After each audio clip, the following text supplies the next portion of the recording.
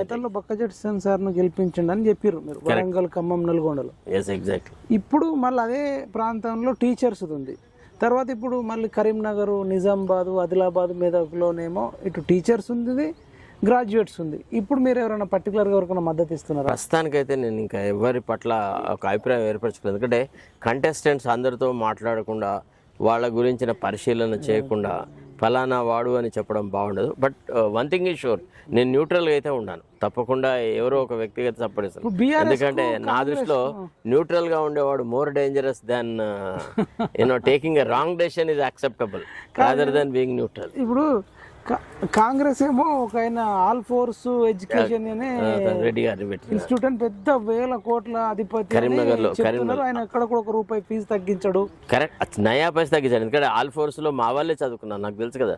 వాడు పరమ దుర్మార్గపు వ్యవహారాలు నడిపే వ్యక్తి వాడు, యూజ్లెస్ వాడు. నిజం, yes exactly, I know. All forces లో మా వాళ్ళే చదువుకున్నాను, నాకు తెలుసు వాడి నేచర్. అదే అడుగు. అంటే ఇప్పుడు ఆయన ఏమంటుండటంటే ఎన్ని కోట్లైనా ఖర్చు ఆయన పర్లేదు, మనం మాత్రం ఎమ్మెల్సీలో గెలవాలని అంటున్నాను బయట టాక్ వినబడుతుంది. సరే, మరి ఇప్పుడు ఆయనేమో కాంగ్రెస్ పార్టీ, మీరు కాంగ్రెసే. సార్, నేను కాంగ్రెస్ నుంచి ఆల్మోస్ట్ దూరంగా పోయినాను సార్. అతి త్వరలో నేను కాంగ్రెస్ నుంచి ఇంకా పూర్తిగా దూరంగా వెళ్ళిపోతాను.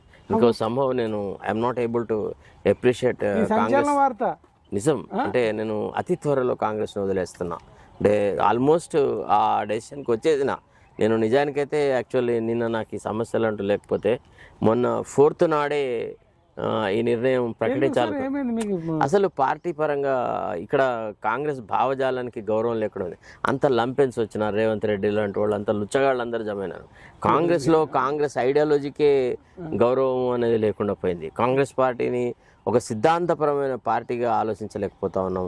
తర్వాత కార్యకర్తలను నెగ్లెక్ట్ చేయడము, ఈ అన్ని పార్టీల నుంచి తీసుకువచ్చిన ఈ అరాచకవాదులను, ఈ ఫిరాయింపుదారులకు ఎక్కువ ప్రాధాన్యతనివ్వడం, ఇదంతా ఎట్లా తయారైందంటే అంత దుర్మార్గంగా ఉందన్నట. ఏవగింపు ఉండదు. ఇప్పుడు ఈ దుర్మార్గుల సావాసంలో ఉంటే మనని కూడా, ఇప్పుడు నేను ఈవెన్ ఛానల్లో ఇండైరెక్ట్గా నేను నడుపుతున్నప్పుడు కూడా చాలామంది నన్ను కాంగ్రెస్ వ్యక్తిగా పరిగణించి, కొంతమంది ఇతర రాజకీయ ధోరణులు గలవాళ్ళు నా నుంచి దూరంగా ఉంటారు. నేను ఎందుకు ఈ చవటాలతో కలిసి ఉండాలి? మీకు రాజీవ్ గాంధీ అంటే ఇష్టము, మీరు రాజీవ్ గాంధీ ఎగ్జాక్ట్లీ కాంగ్రెస్ భావజాలం వాడు అబ్బసొత్తు కాదు కదా. మల్లికార్జున ఖర్గే ఆధ్వర్యంలో జాయిన్ అయ్యారు ఢిల్లీ. Agree with you. నాకంటే కూడా మూల పురుషులైనటువంటి వాళ్ళు కూడా ఏదో ఒక దశలో కాంగ్రెస్ నుంచి దూరంగా పోయిన సందర్భాలు ఉన్నాయి. తర్వాత రెండోది ఏంటంటే, ఇవాళ కాంగ్రెస్ నుంచి దూరంగా పోవడము అని అంటే వాళ్ళెవరినో తిట్టడము, వాళ్ళెవరి మీద కోపంతో కాదు. మనం ఇక్కడ ఇమడలేకపోతా ఉన్నాము, ఇది పరిస్థితి బాగాలేదు. ఇంక ఈ కుళ్ళిపోయిన ఈ మృత కళేబరాన్ని ఎంతసేపు కావలి కాసుకుంటూ ఉండాలి. ఈ చచ్చిపోయిన శరీరం లాగా తయారైంది అనమాట. రాను రాను ఎట్లా తయారవుతుంది పార్టీ అంటే సర్వనాశనం దారిస్తుంది. ఇవాళ ఖరాఖండితంగా ఇప్పుడు కాంగ్రెస్కి ఇంతమంది ఎమ్మెల్యేలు ఉన్నారు కదా, నేను నా నియోజకవర్గంలో మళ్ళీ రాజీనామా చేసి గెలవగలను అని తొడగొట్టి చెప్పేవాడు ఒక్కళ్ళేడు. గాలిలో గెలిచిన వాళ్ళే తప్ప ఏ ఒక్కడు కూడా నేను గెలుస్తా అని చెప్పగలిగిన మొగాడేవాళ్ళండి కాంగ్రెస్ పార్టీలో. నేను ఛాలెంజ్ చేస్తున్నా, ఇన్క్లూడింగ్ ది చీఫ్ మినిస్టర్. దమ్ముంటే అదే కొడంగల్లో రాజీనామా పెట్టి మళ్ళా గెలవమను. డిపాజిట్లు కనుక జప్తి కాకపోతే, నువ్వు ఎవరి పేరైనా చెప్పండి సార్, ఫలానా వాడు గీ మంత్రి గెలుస్తాడు, లేకపోతే శాసనసభ్యుడు గెలుస్తాడు, గవాడు గెలుస్తాడు, ఒక పేరు చెప్పండి. వాడు ఎంత మంచివాడన్నా కావచ్చు కాక, కానీ కాంగ్రెస్ టికెట్తో, కాంగ్రెస్ అనే గుర్తుతోని ఇక్కడ గెలవడం అనేది సాధ్యం కాదు. అంతెందుకండి, ఈవెన్ రాహుల్ గాంధీ వచ్చి తెలంగాణలో పోటీ చేసిన ఈనాడు చిత్తుగా జనాలు ఓడిస్తారు. ఎగ్జాక్ట్లీ, ఆయనను కూడా ఓడిస్తారు. ఎందుకంటే ఇది ఎంత దురహంకార ప్రభుత్వం అంటే వాళ్ళ యొక్క పేరు ప్రఖ్యాతులు కూడా మసకబారినాయి. ఇవాళ ఎంత బాధాకరమైన విషయం అంటే, ప్రజలు ఏది ఆశించినారు, ఏం చేస్తారు, అరే అంతకంటే మంచి వ్యవస్థ ఇస్తానని మాట ఇచ్చి వాగ్దానం చేసి ప్రజలను నమ్మించి అంతకంటే దుర్మార్గ పాలన తీసుకొస్తే ప్రజలు ఎందుకు కూరుకుంటారు? ఇవాళ మొన్న మీరు కుల జనగణన అప్పుడు చూసినారు, ఆఫీసర్లు పోతే ఎట్లా ఎదురు తిరిగినారు, అసలు ఇళ్లలోకి రానిచ్చినారా? నీకెందుకు రా, నువ్వు ఇచ్చినావా, నువ్వు మాకు అది చేసినావా? అడగలే. ప్రశ్నలు 70-80 పెడతాడా సార్? అది కులగణన అన్నప్పుడు 10-5 సార్. కులగణన మీద రేవంత్ రెడ్డికి చిత్తశుద్ధి లేదు, కుల జనగణన అతను జరపడని మొట్టమొదట మొత్తుకుంది నేను. అసలు యాక్చువల్లీ ఇంకొక ఆయన నాకు చెప్పిన కారణం ఏంటి అంటే, కుల జనగణన మీద మొట్టమొదట వ్యతిరేకించిన వ్యక్తి మీరు. ఆ రోజు కనుక ఒకవేళ మీ కార్యక్రమాలు ధ్వంసం చేయకపోతే మీ మాటకు చాలా వాల్యూ వస్తుందనే ఉద్దేశంతో కూడా మీ ఛానల్ని అదే రోజున బొందబెట్టినారు వాళ్ళు. ఒక పద్ధతి ప్రకారంగా అని కూడా అన్నారు. సరే ఏది ఏమైనా ఇంకా తెలియాలి. I'm prepare to face all that అన్నారా.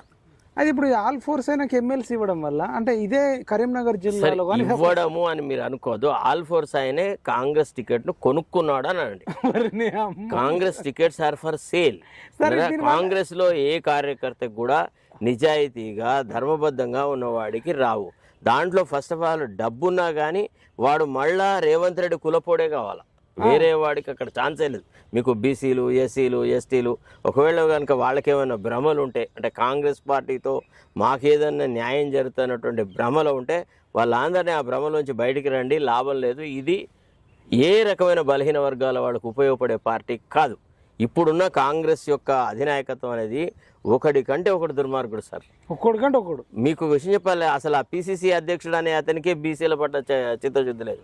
ఆ పొన్నం ప్రభాకర్ అయితే వ్యక్తిగత స్వార్థం, ఆయన అన్నకో పోస్ట్, వీళ్ళందరూ పోస్టులు పంచుకోవడం సార్ లిటరల్గా. ఇది ఎట్లా తయారైందంటే ఆక్షన్స్ అంటారు అయింది అనమాట.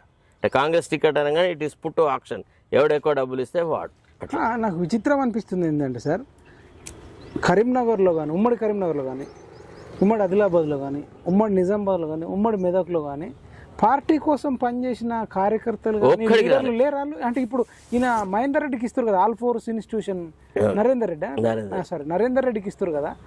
నరేందర్ రెడ్డి కంటే యోగ్యుడు, నరేందర్ రెడ్డి కంటే ఎక్కువ కష్టపడ్డాడు. అసలు 4 జిల్లాలలో ఒక్క మనిషి లేడా? నాకు ఆయన పేరు డౌట్, ఆయన పేరు రమేష్ రెడ్డి నరేందర్ రెడ్డి అనేది డౌట్ ఉంది.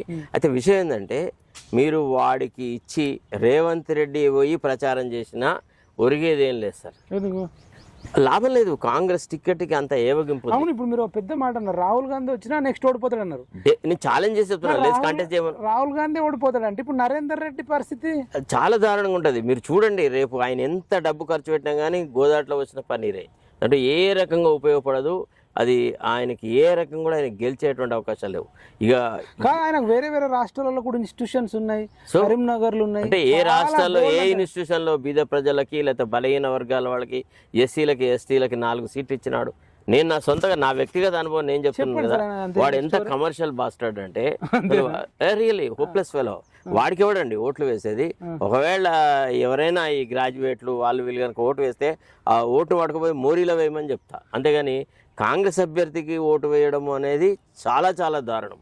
గ్రాడ్యుయేట్లకు కనుక సిగ్గు, మానము, ఇజ్జత్ లేకుండా పోతే, వ్యక్తిత్వం లేకపోతే, సమాజం పట్ల రవ్వంతా కూడా గౌరవం లేకపోతే వాళ్ళు కాంగ్రెస్ అభ్యర్థికి ఓటు వేయాలి. కాంగ్రెస్ అభ్యర్థి ఇప్పుడు నరేందర్ రెడ్డి వాడు ఎవరైనా కానీ మంచి క్యాండిడేట్ ఇచ్చింటే ఎవరికి ఇయ్యరండి. వాళ్ళు కాంగ్రెస్ లో మంచి అభ్యర్థి రావడం అనేది చాలా పొరపాటు. అసలు జీవన్ రెడ్డి లాంటి వ్యక్తి నేను కంటెస్ట్ చేయని ఎందుకన్నాడు అంటే, రేవంత్ రెడ్డి మళ్ళీ నిలబెట్టి మళ్ళీ ఓడగొట్టేసేసి నువ్వు ఎందుకు కొరగాని కరివేపాకు అని ప్రూవ్ చేస్తాడు. దాదాపుగా ఒక నెల రోజుల క్రితమే నేను జీవన్ రెడ్డి గారికి మా ఛానల్ ద్వారా అడ్వైజ్ ఇచ్చిన, కాంగ్రెస్ పార్టీ టికెట్ ఇస్తా అన్నా మీలాంటి పెద్ద మనుషులు కంటెస్ట్ చేయొద్దు, మిమ్మల్ని సర్వనాశనం చేయడానికి రేవంత్ రెడ్డి రాజకీయం చేస్తున్నాడు. పార్లమెంట్ ఎలక్షన్స్ అప్పుడు ఏమన్నాడు, జీవన్ రెడ్డిని కనుక ఒకవేళ నిజామాబాద్లో గెలిపిస్తే కేంద్ర వ్యవసాయ శాఖ మంత్రి చేస్తాము అని అన్నాడా? మరి తర్వాత జరిగిన ఎన్నికలలో మనం ఎప్పుడైతే రాష్ట్రంలో ఉన్నామో రాష్ట్రంలో మంత్రివర్గంలో ఆయనకు స్థానం ఇవ్వచ్చు, ఆయన ఎమ్మెల్సీ, ఆయనకు అగ్రికల్చర్ మినిస్ట్రీ ఇవ్వచ్చు. ఖాళీగా ఉన్నాయి. ఖాళీ అది కాదు, ఇంకో విషయం చెప్పానా, పూర్తిగా కాంగ్రెస్ భావజాలానికి వ్యతిరేకంగా పనిచేసిన పోచారం శ్రీనివాసరెడ్డిని బీఆర్ఎస్ నుంచి కాంగ్రెస్లోకి తీసుకొని వచ్చి వ్యవసాయ శాఖ అడ్వైజర్గా పెట్టినాడు. మరి వ్యవసాయ శాఖ ఆయన కంటే అనుభవస్తుడైనటువంటి తుమ్మల నాగేశ్వరరావు చేతిలో ఉంది. అంటే ఇక రేవంత్ రెడ్డి ఎంత కుళ్ళు రాజకీయాలు చేస్తాడంటే ఇక దీనికి ఇంతకంటే గొప్ప నిదర్శనమే ఉండదు.